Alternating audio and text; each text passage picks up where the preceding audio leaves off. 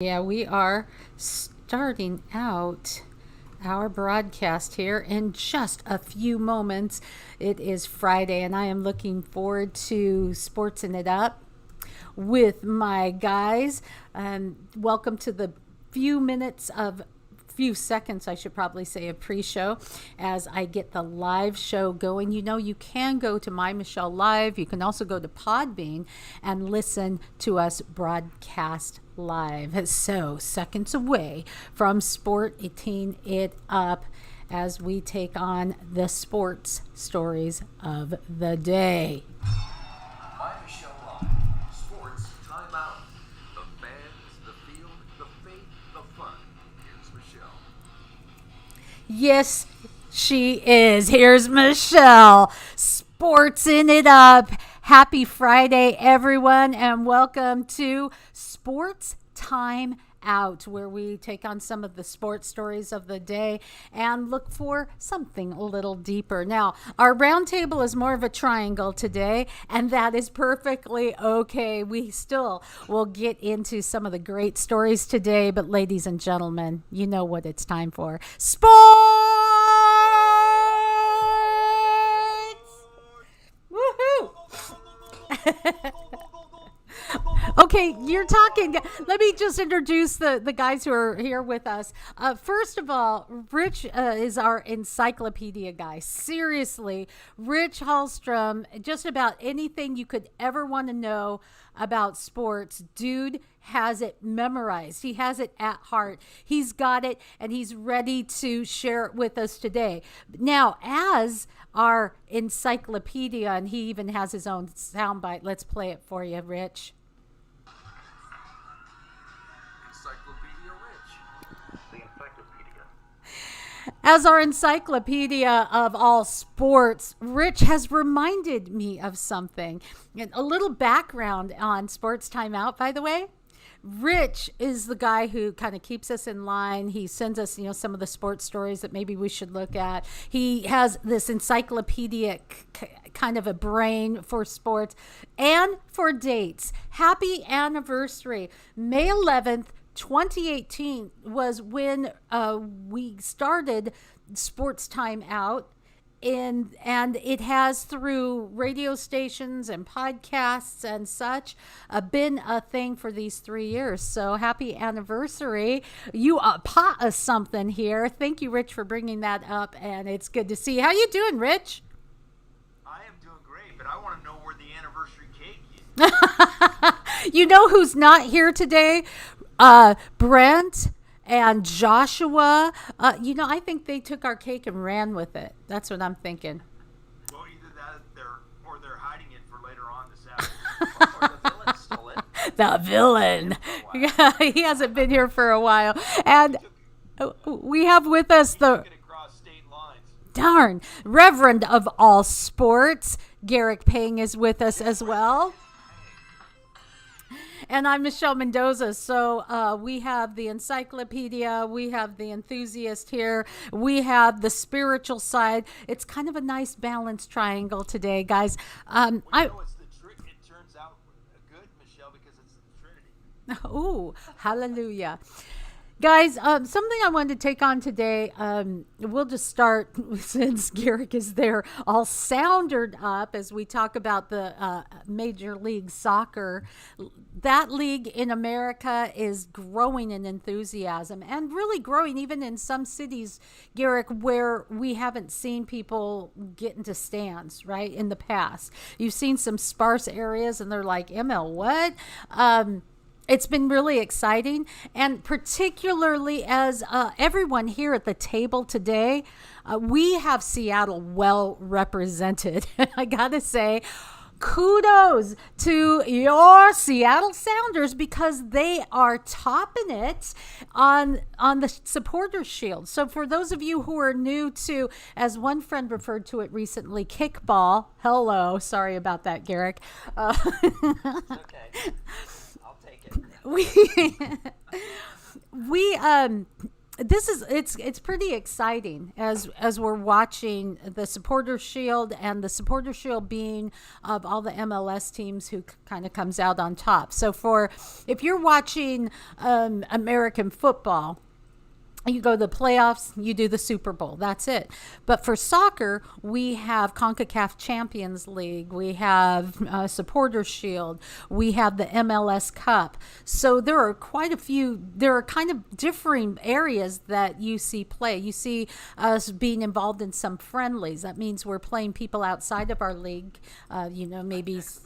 Yeah, exhibition matches. So that's where if you're starting to get involved in soccer, you get a little bit more bang for your buck.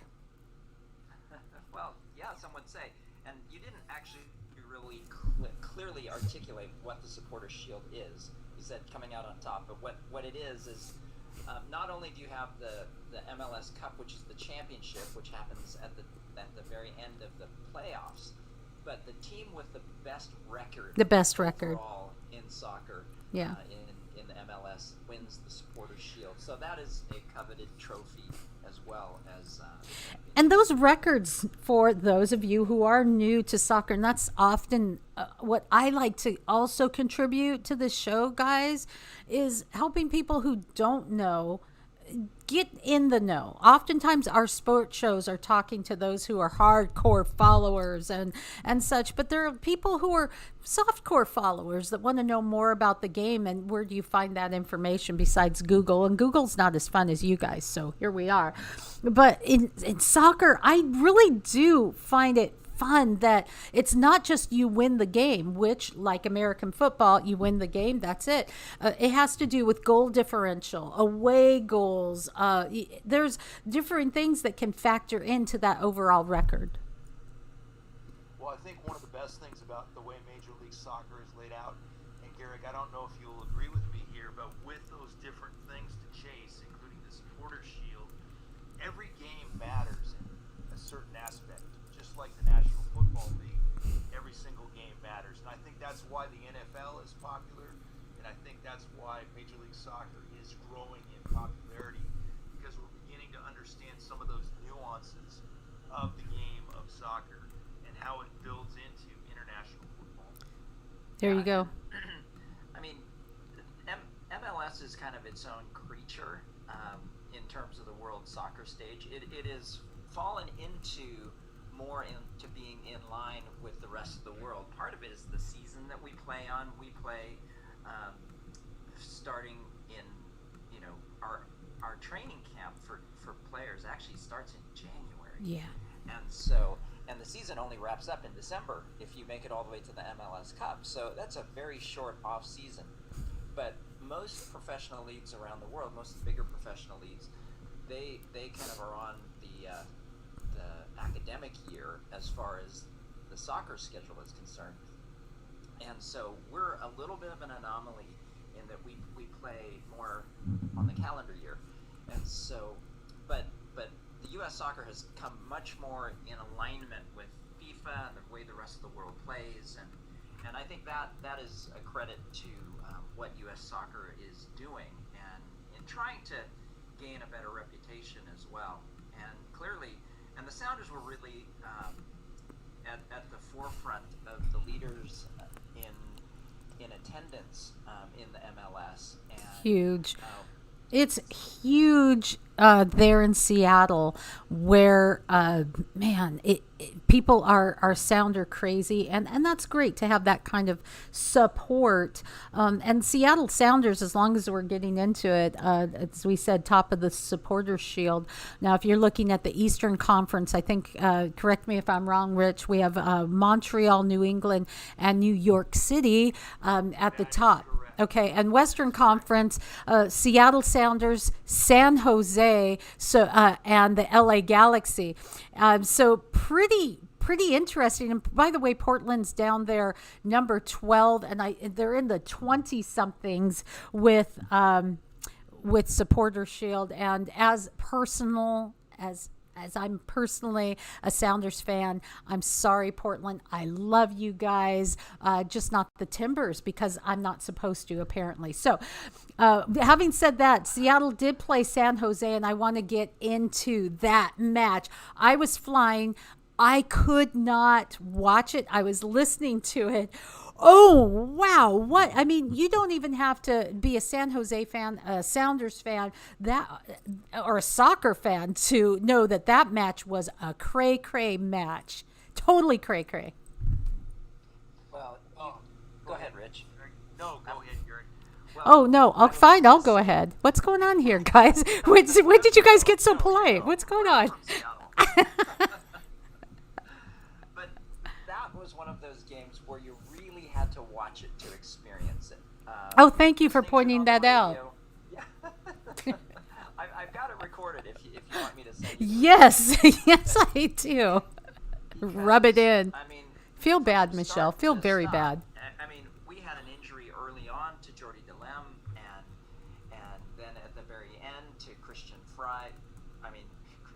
Stefan Fry. Stefan Fry, our goalkeeper, and so it was sandwiched with just an intense game. We got a beautiful goal from Alex Roldan. Christian Roldan. I'm just not getting it right today, but oh my gosh, that was a beautiful, beautiful goal. And as Steve Zakawani pointed out, that the goal itself, in terms of the shot, was sweet. But And is that up for MLS Goal of the Week, Rich? Yes, it is. All right. And I'll say this, Gary. That might be the best goal of the year so far. I'm gonna. Whoa!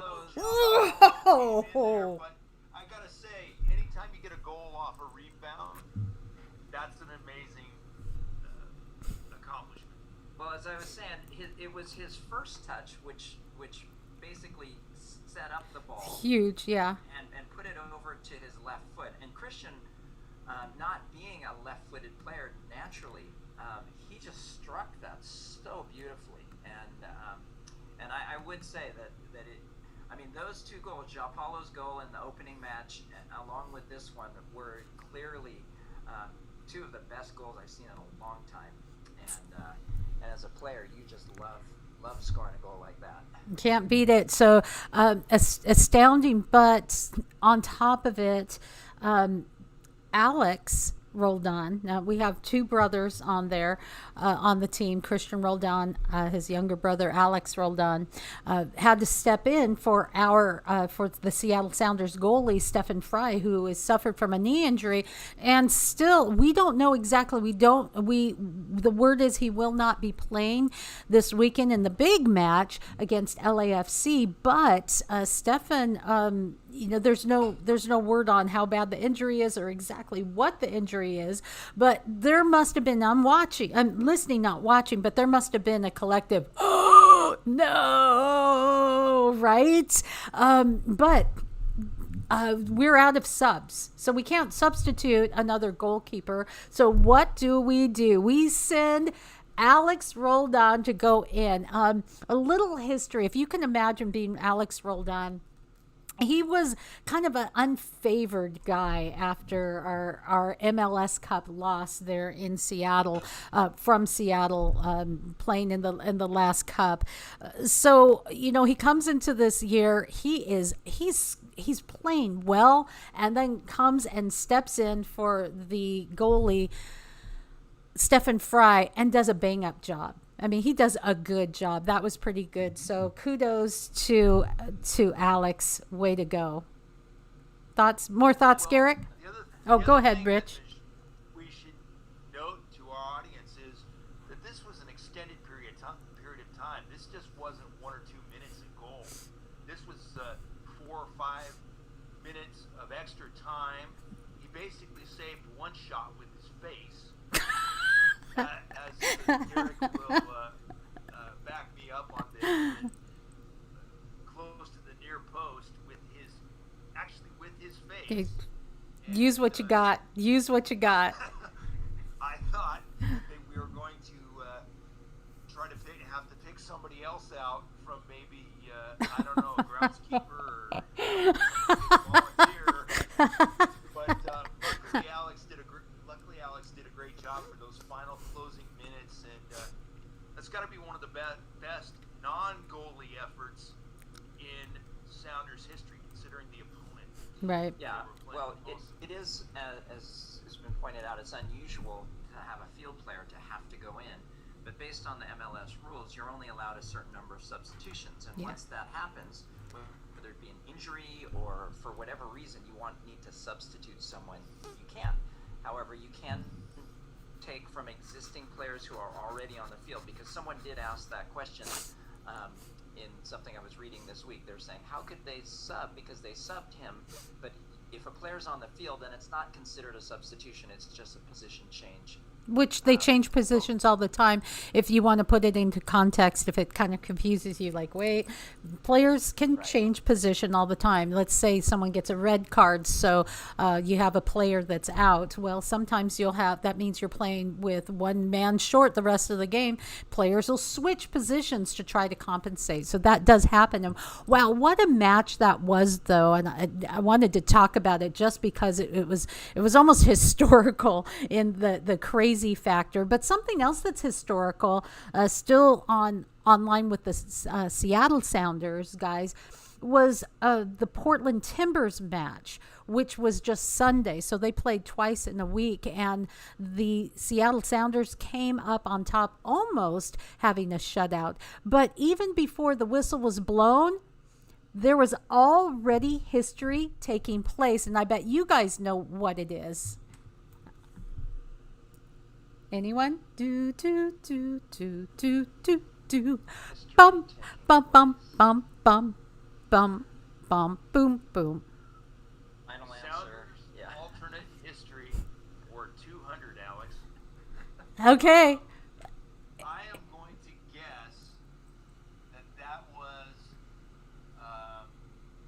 in terms of the Portland-Seattle rivalry. Now, no looking it up and cheating. No looking it up and cheating. No. Come on. I'll show you my hands. No looking it up. I believe that was the 100 overall. I'm just gonna stop you there. This is kind of fun. It's the first. I have no answer. Okay, it's the first time that two brothers started in an MLS match. The Roldan brothers, who we were just talking about, and the Chara brothers. Right. Ta-da! Two sets of Boom. brothers. Two sets of brothers. Two sets of brothers. So, yeah, there you go. Gotcha there, guys. Thank you very much. Done, Michelle Trivia. Michelle Trivia. The encyclopedia needs to insert Encyclopedia is stumped. I know. First time in my history of doing this show for almost a year now I know. that Rich has been stumped. But Well, one time in 3 years, I guess, is a It's pretty good not thing. so bad, but nonetheless, I'm going to take that as a W for Michelle today. Thank you very much. It's my birthday weekend. I earned it. But There on you go. just going back to the game this week, it was just Wednesday's game against San Jose. It was a gritty, hard-fought game, and I think it really speaks to the character of this team, which gives me a lot of excitement and hope, because Brian Schmetzer, our head coach, went with a different lineup that people were wondering how it was going to go this year, and the players have really responded well. And during the first part of the second half, San Jose had the majority of possession. We're still able to just lock them down, shut them down, keep them from scoring. Obviously ended up with a clean sheet, 1-0 at the end of the game. And so a lot of credit to the Sounders, as you mentioned, Michelle, just having played just with 2 days rest from Sunday match, and then they're going to be going into another game this And I want to give an update. Stephen Fry did post about midnight this morning, or 12:01, so just 1 minute after midnight. This is what he said. Listen closely. It's good news. Luck lucky to have had the impact dispersed. A few tears, but nothing important. I will work hard to be back on the pitch as soon as possible. Thanks for all the support. So there you go. And I think there is a news story that came out just a little bit ago about 12:25 on the MLS page. I just looked it up so you can find Sounders goalkeeper. But not to be so too Seattle centric, there's still some other good things going on in the MLS. Anyone want to address some of the other big games or how things are lining up, or even how what was it at the beginning of the year? It was the two teams to watch were LAFC and Portland, or who was it, Rich? LAFC, Portland, and New England, among others. Okay. But now the Sounders have kind of stole that fire and still sit atop any rankings that I have been able to see. Sounders with a 4-0-1 start equal 2019 for the best record so far Great. this season. And I think the best thing about this season so far is the way that the Sounders have played on the road. I think that's what we need. Well, and on the road goals count a little higher. Also, another neat match that was kind of fun to watch last week was LA Galaxy and LAFC. You know, it's kind of that LA rivalry, and surprisingly, the Galaxy came out on top. So that was Call that the El Trafico match. There you go. Very, very fun to watch as well. So there you go, folks, for all of you interested or starting to get interested in MLS. Let's talk baseball, Rich. We don't have our Wookiee of the Year here, but I'm kind of interested in getting some updates for not only your team, the Seattle Mariners, but kind of what's happening around the nation. Well, as we take a look at Major League Baseball has already had 4 no-hitters this year. And some almost no-hitters, right? And some almost no-hitters. And one of those 4 no-hitters, as we talked about several weeks ago, the Mariners were involved in one against Baltimore. But Mariners showing a little bit of the future last night. Jerry Kelenic and Logan Gilbert, their top pitching prospect, made their major league debuts on the field together. Kelenic didn't come up with 2 home runs for the Mariners like he did down in AAA Tacoma last week, but you can see that the talent is there, and Logan Gilbert goes 4 innings, strikes out a few hitters, just gave up a couple of home runs. That would be the only negative for him, but you can see that the curveball and the fastball, and Gilbert probably would have been in the major leagues last year at some point if there would have been an actual real minor league baseball season. Yeah. Mm-hmm. I think actually both of those guys probably would have even come up last year. That's my own personal opinion, if there was the regular minor league season. And this is good to see, but the Mariners as a whole, as a team, they just got to start hitting the baseball. This is Well, not about a rebuilding plan, but there's a lot of hitting problems around the league. I think as we take a look at the statistics, I was looking up some things over the last couple of weeks. The batting average currently for the last statistics that I looked at for Major League Baseball all the way around is something like 232. So there are a lot of teams that are not hitting very well as much as you would think at the beginning of the season. You know, they always talk about how hitting is ahead of the pitching. Well, a lot of different things are going on, and hitting and the shift, all kinds of different things are affecting the way hitting has changed in Major League Baseball, and it's just something that hitters are going to have to adjust to. It's become a different game, and hopefully this Mariner rebuild will continue as the season goes along. But they've got to find some hitting in the lower order. Okay. Yeah. Well, Yeah. Batting order. Well, the Mariners, I think, have done. They're off to a great start. When you consider that this was going to be kind of viewed as a rebuilding season, and when going into this series, this short 2-game series with LA Dodgers, we had the same record as them. I mean, we had the same record as the reigning World Series champions, and so and people would say that we were obviously off to a decent start. They've had a slump. They started off super strong. As a matter of fact, they started off stronger. I think they were 14-2 at one point, Correct. which was the best start ever for a World Series reigning champion. And then they went into a bit of a slump, but you could just tell in that game, just I think as you were pointing out, Rich, the depth of and especially at the bottom of their order, just the strength of what kind of a team that they were, and of course they beat us in both games. But I was encouraged to see our young guys out there. Gilbert, I think in that first inning, I was so excited after he got the side out and just was really just really showed a lot of poise and composure. Hey, speaking of he began to mix his pitches as the innings went on. A lot of adrenaline at the beginning, mostly fastballs, and playing against Cleveland, who'd already been no hit this year. Right. You didn't know what to expect, and like I said, the biggest mistakes that Gilbert made last night, 2 home runs, but he was able to bounce back from both those home runs and pitch pretty consistently for those 4 innings. Now, Garrick, you were mentioning a slump. I'm wondering what happened to the Yankees this year. Speaking of slump, seriously, Rich, what's going on? Yeah, they are up and down and all over. Oh, did you hear that tweet from Scott Van Skyke? He was the outfielder for the Dodgers, son of Andy Van Skyke, right? He put out a tweet talking about asking for an explanation about how Yankees Garrett Cole went from 92 to 94ish to 99 like all the time, kind of implying maybe cheating, and that's a big story.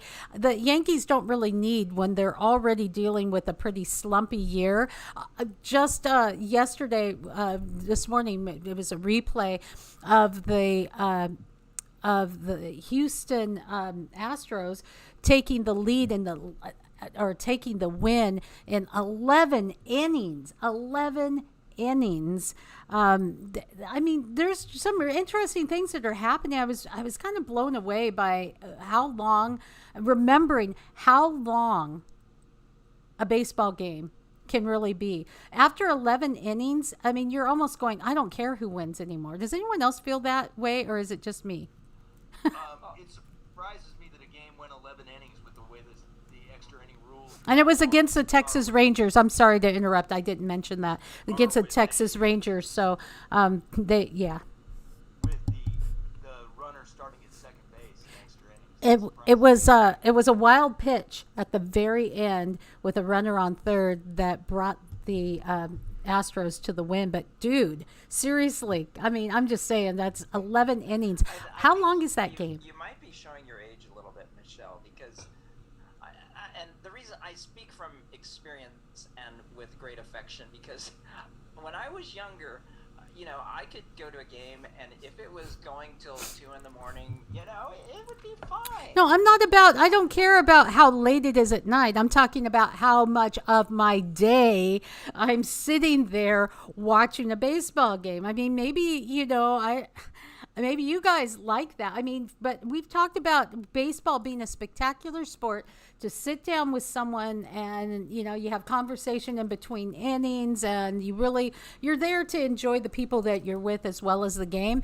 But, whereas if you're going to a soccer match or if you're going to a basketball game, you're intensely in the game. You'll high five. That's the extent of your interaction. But that long of a baseball game, I've been to that kind of baseball game. I'm sitting back going, oh, just somebody score. I just want to see what happens. Just somebody score. I'm sorry. It's how I feel. That's the uniqueness of Major League Baseball. They do not really, if you take a look at it, although they say a game is 9 innings plus extra innings, it becomes tied. There's no time limit. So you can go forever. You can essentially go forever. Forever. Extra inning rule. Okay, here's a question, Rich. There are extra inning rules that say no inning can start beyond 1 a.m. time. Okay. So You have what do they do at that point? Do they postpone it and then reschedule, or what?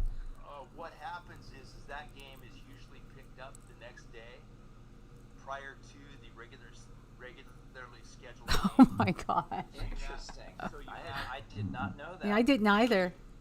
So you have a semi doubleheader, and doubleheaders really have not been a thing here until recently when Major League Baseball has instituted as part of the COVID rules the 7-inning game, the 2 7-inning games for a doubleheader.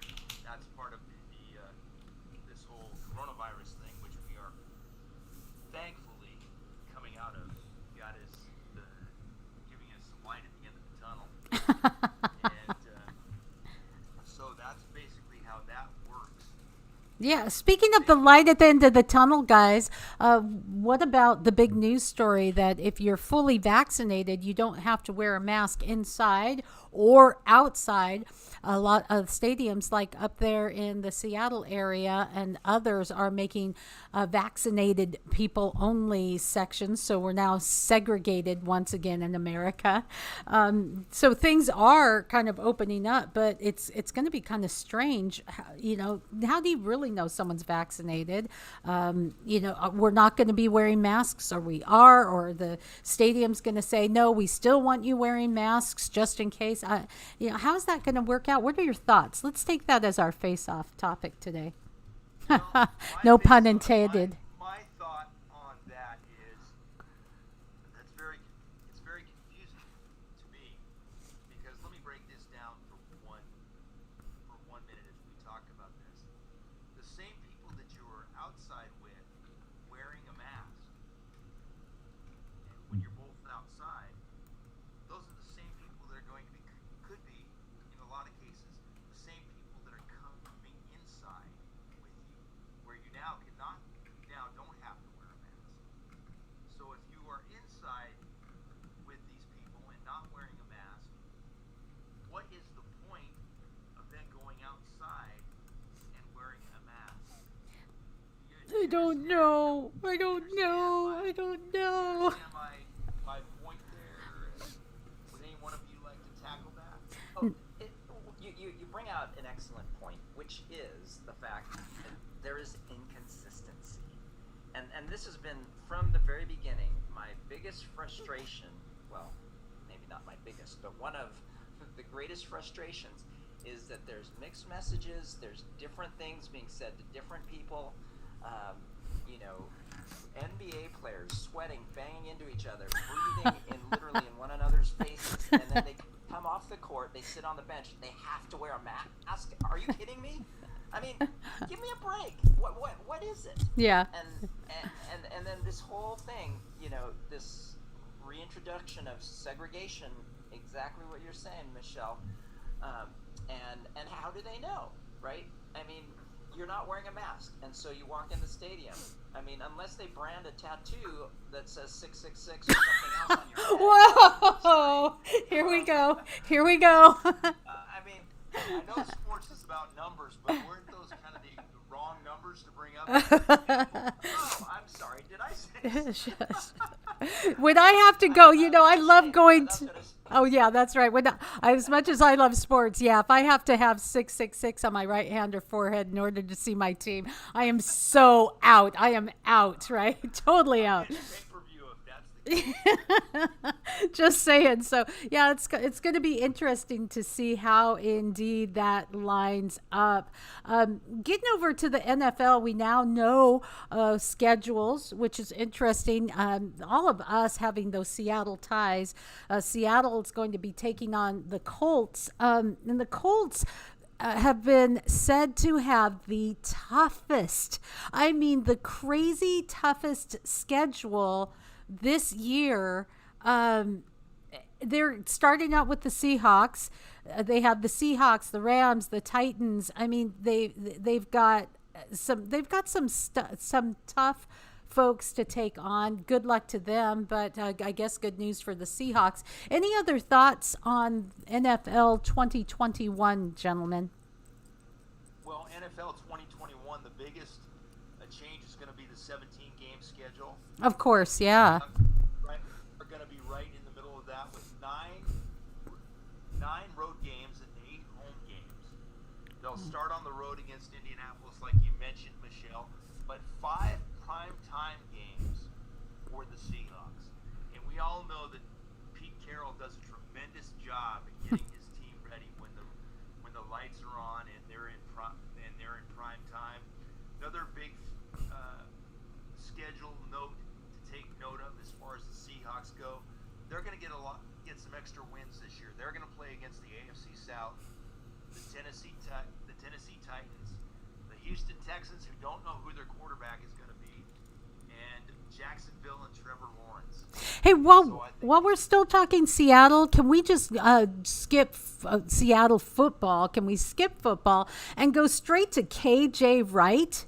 Come freaking on. There were some athletes, to not to name any, who were kind of dissing, some outsider coming in and trying to run in the Olympics, right? And Rich, let's talk about that story and just how he did. I think he came in 15th, still able. I'm sorry, DK Metcalf. Forgive me. I don't know why I was in KJ for a minute, but forgive me. I sure did. But now you made up for the fact that I stumped you on that Sounders match thing. So I appreciate that. Yeah. DK Metcalf. DK, I owe you an apology. My bad. That's all right. DK Metcalf did not finish as the worst sprinter in the heats. He finished 15 out of 17, but he definitely showed up and showed that professional football players are some of the best athletes in the world. Come on. And do you see him next to the guys who are kind of built for sprinting? I mean, they're long and lean and stuff. And here's this guy, hulking out, dude. And he's still keeping up with the big boys there, or the little boys. Is that how it would be? I don't know. There's where I think the difference was. You see the difference between DK Metcalf trained for a short period of time, not really in sprinter Olympic shape. There are two different things. This is why cross training and some of the other things that Bo Jackson was able to accomplish in both football and baseball were even more impressive. Because that's really what DK Metcalf did. Is he tried to attempt to do an Olympic qualifying or semi-qualifying event without being in Olympic sprinter shape, and basically proved that he was still one of the best, fastest men in the world.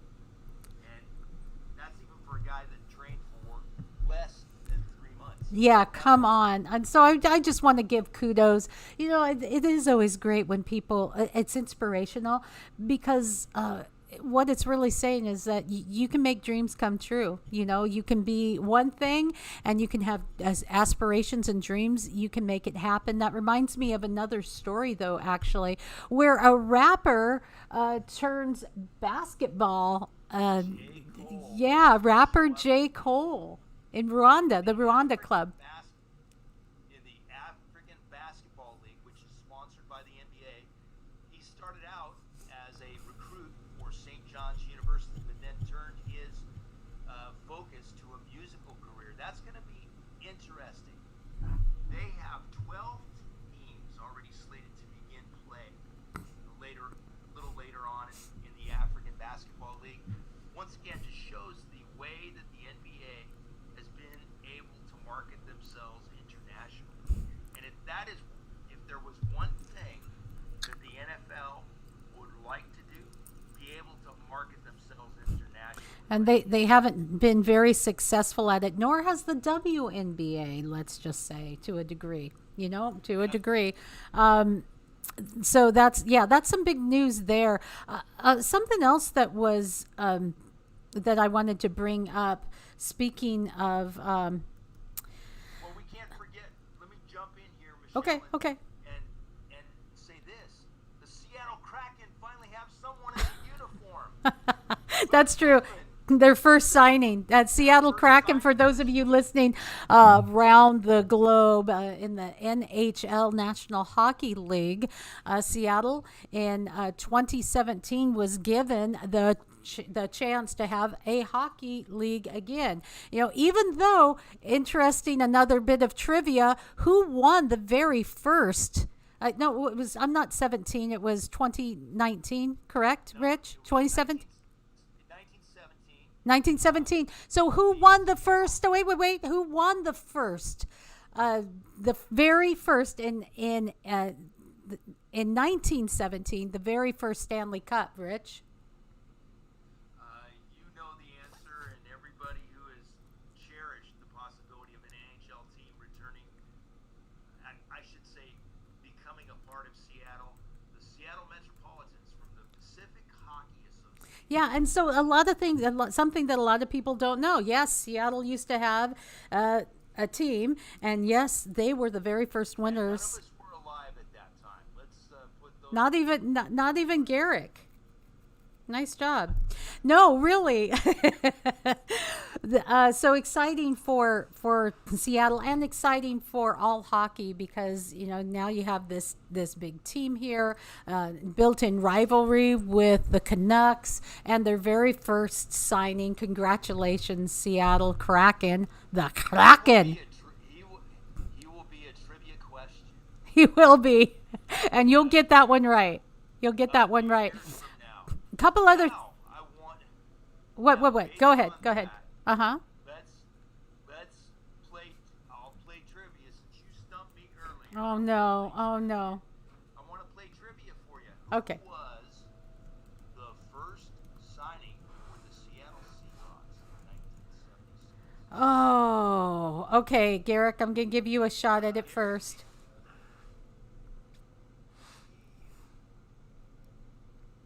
Is it someone that we might have known in terms of, was he a popular player? Because I would just be guessing here. So. I'm going to Was tell he you a more obscure player? He was a more obscure player, but he does have a Seattle connection. I don't know, because I know that it was like January 8th, Jim Zorn was signed, if I remember that. It wasn't Sam Adams, was it? Our backup quarterback? No, not. Or not? Is that his name? Because we're going back to before. This is way Because there was an expansion draft. Was it an expansion draft player? Yes, it was. Was it someone from Green No. Bay? Now, Norm Evans, sir. it wasn't Norm Evans, was it? Norm came from the Miami Dolphins, has a couple of Super Bowl rings from the Dolphins that he brought with him. Rich, was it a quarterback from Green Bay? No, sir. Ma'am? I think Thank you. You're going to have to Yeah, you're going to have to let us spill know, the beans on us. because that's obscure and I don't care now. Well, Sorry. such camaraderie on timeout. We will return to a more. It's honest love. We will return to a more spiritually fulfilling segment after I answer this question. Wide receiver Dave Williams out of the University of Washington played for the St. Louis Cardinals and was signed by the Seattle Seahawks as their very first signing. All right. That's why I said he has a connection with the team. He has a connection with Seattle. Ta-da. He was unable to make the team. One of 39 players selected in the veteran allocation. I'm glad they don't do that for expansion teams. And once again, Rich Hallstrom showing us that he is indeed the encyclopedia of sports. Okay, go ahead. Of Husky standouts. Wait, what? Former Oh, University okay. of Washington Husky soccer goalkeeper is going to be filling in for Stefan Fry. Oh, that's a very good point. That's a very good point. Yeah. Because Spencer Ritchie played at most recently at FC Cincinnati. Okay. And, but he'd also played for the Whitecaps. I think from 15 to 17, and You know who else played for the Whitecaps is playing for us now is Freddie Montero. He's doing a bang-up job. But I want to get to something else in the interest of time since we're winding up our show. This was a really big sports story, guys, and that is the Kentucky Derby. Medina Spirit failed a post-race drug test. That's huge. I mean, and what, the Kentucky Derby in the last 3-4 years has had some really weird twists and turns, and yeah, it's been a little bit of drama. So that's a big story. Not a good look for the sport, and it's also not a good look for Bob Baffert, someone banned at Churchill Downs. Stature to come out. Yes, right, Michelle. Churchill Downs stature, Bob Baffert stature to come out and have something like this happen. And then Bob Baffert comes on television and talks about, well, he's a victim of cancel culture, and we get into all kinds of other things, and they sort of start talking about, well, how did this happen? And one of the explanations that Bob Baffert gave, or potentially gave, was there was some tainted hay in the stall. Oh, that tainted hay. Smoking that tainted hay. It's okay. Tainted hay is legal up there in Seattle, isn't it?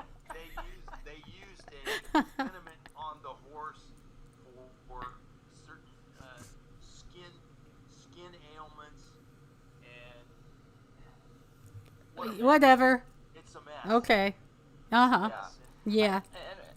And when you start mixing things in, cancel culture and all that, it clouds the issues, and you appear to be grasping at tainted straws, if you will.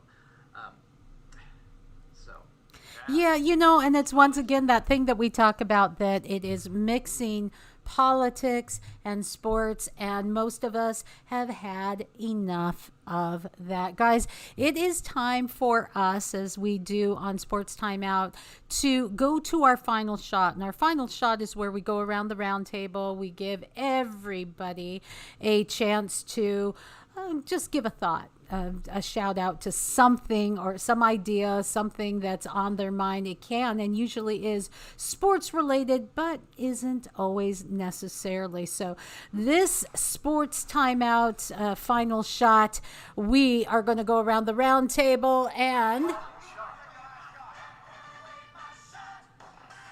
got to give Big Voice Guy his shot. So we're going to go to Rich Hallstrom. Well, I'm going to go back to the Seattle Kraken for, once again, making news and getting us closer to the actual expansion draft on July 24th. And I'll say great job by Ron Francis to sign Luke Hedman to a contract as the very first Seattle Kraken player. An interesting fact about that, Ron Francis, when he was with the Carolina Hurricanes, originally drafted Hedman in 2018, but they were unable to reach a contract at that time. So then he made some other detours in his professional hockey career. Currently playing in the playoffs of the Quebec Major Junior Hockey League, one of the league's best scorers with 43 points in 32 games this season. So the future has begun. The future has begun. Garrick Payne, final shot. Well, the easy one would be Christian Roldan for his great goal, but I'm not going to do that, even though it was a great goal. Yeah, I think you kind of just did. I'm not going to lie. All right. Okay. That's okay. Have another one. Have another shot. No, Take another shot. I've given this final shot to someone already before, this person before, but he deserves another one because he's a member of our roundtable, actually, Brent Baker, and he has been through so much in the work that he does. Some of you may know he's a track coach as well, and there was some controversy that happened with the Tenasket High School track program, and there was some COVID exposure, alleged COVID exposure that was potentially there on a bus a couple of weeks ago, and so they had to quarantine for 2 weeks, and the quarantine was up yesterday, and so this is the final track meet today for Tonasket High School of the year, and they weren't able to practice all week because the whole track team ended up having to be quarantined, and so that's part of why Brent is not here today, because he was herding cats. I know. Oh my gosh. And putting out fires. And hey, Brent, love to you, my brother. You're right. That's an important shout out, and maybe a crossover to all those folks who work with kids, coach at high schools, take time out of their schedule to coach. I know that you coach as well, Garrick. For those of you who give back to the community, invest in the next generation, you definitely deserve a shout out. So my final shot real quick, guys, is to you guys for being part of the Sports Timeout Show 3-year anniversary. So thank you for being my brothers in sports and my brothers in Christ. It is always a pleasure. And thanks, guys, for making time today. We had not a round table, but a triangle of sports commentary today, but it's been a blast. God bless you guys. We'll catch you next week. All right.